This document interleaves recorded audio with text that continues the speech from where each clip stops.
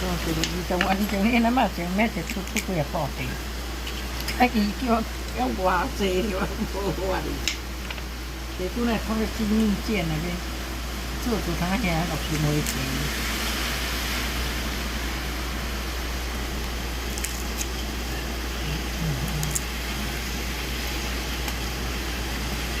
เด็กมาตั้งที่ใส่น้องใส่ก็ตีเก้าบุยอ่ะตีเก้าบุยว่า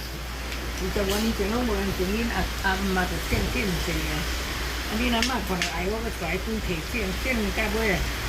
จะไปของนอกปีปอตีเอลซีนะพวกมาได้บ้านนะยินอีเตียงไหนบ้าน